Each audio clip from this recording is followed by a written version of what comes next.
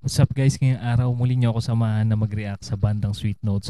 Pero ngayon ang i-react natin guys, yung solo na kanta ni BJ ng bandang Sweet Notes, yung kanyang cover song na pinamagatang Lover's Moon. Ayan, napakagandang love song nito guys. Sama-sama tayo manood, makinig at mag-react.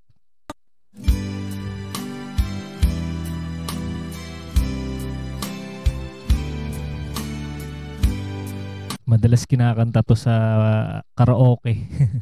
Yan, maraming favorite itong kantan to.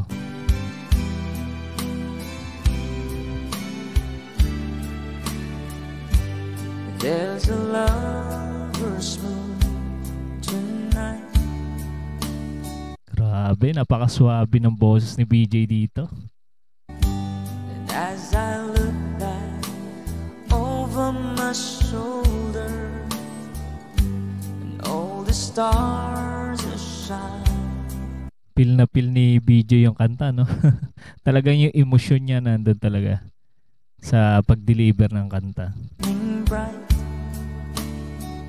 just like the night when I used to hold her. She's out there somewhere under the love. Ang ganda ng quality ng sounds ni ano, no? BJ dito sa kanyang studio, grabe. Napaka high quality. Sarap siguro mag-record. Lover's moon.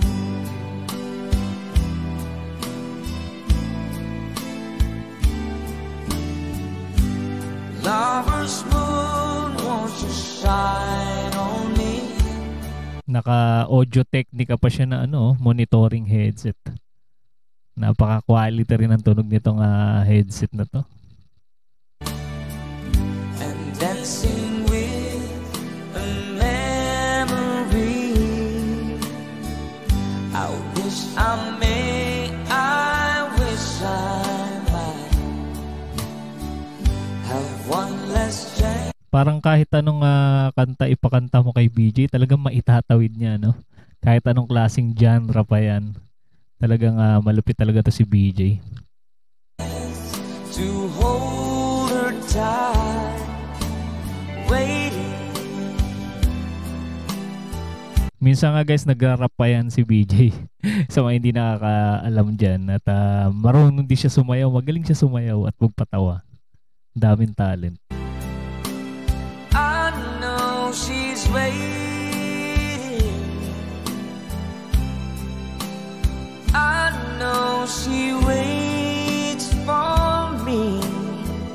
Ganda nung kanilang studio, no? Ayan, sabit yung kanilang silver button tsaka yung gold. Tsaka yung logo nila ng Sweet Notes.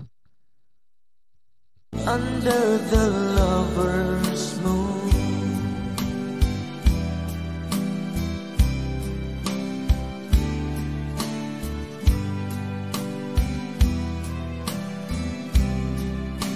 Pagkakaalam ko, si BJ din yung gumagawa ng kanilang mga -1. Yung kanyang sinasabi niya sequence. Yan, sequencer band sila ni Charlotte.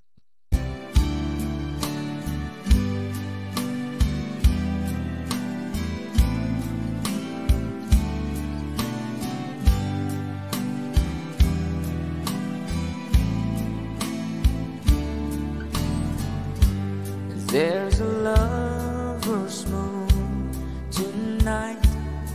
Napakaswabe nung reverb nung kanyang mic. Hindi kagaya dun sa mga karaoke, 'di ba guys? Yung parang puro echo lang. Ito reverb eh. Reverb yung effects ng kanyang microphone. Shining down on half of this world. So many souls are in its sight. Tsaka pansin ko guys, pagka sa labas sila tumutugtog, ang gamit niya mixer, yung napakalaki. Dito sa kanya studio, ito katabi niya. Medyo maliit lang, parang 4 channel lang yata ito. Napaka-quality. There's just one girl and she's waiting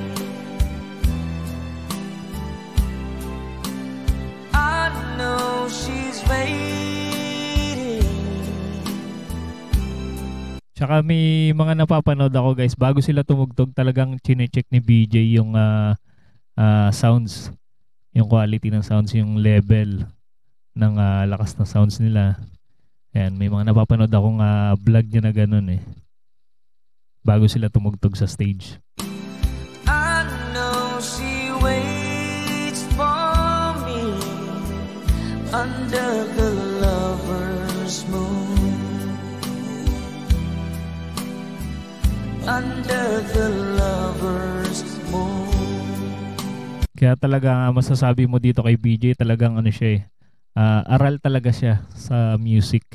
Hindi lang siya magaling na singer at gitarista o sikero. Talagang alam na alam niya kung ano yung kanyang ginagawa.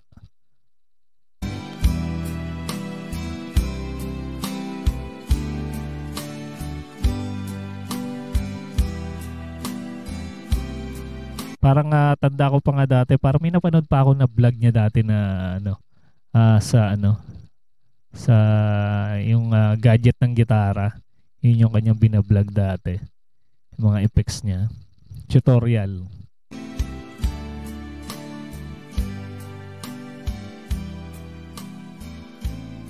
Parang hindi pa sila ganun kasikat nun eh, noong time na yan. Yung nagbablog-vlog siya nun. Grabe yun. Isa na namang napakalupit na cover song ang inihatid sa atin ni BJ ng bandang Sweet Notes. Ano pa hinihintay nyo guys? Sa mga hindi pa nakasubscribe sa bandang Sweet Notes, andyan po sa ating description yung kanilang channel. Suportahan natin at panoorin yung kanilang mga kanta na napakagaganda. At kung mahilig ka naman sa ganitong klase reaction video, mag-subscribe ka na rin para ma-notify ka sa mga susunod pa nating i-upload. Maraming salamat sa iyong panonood.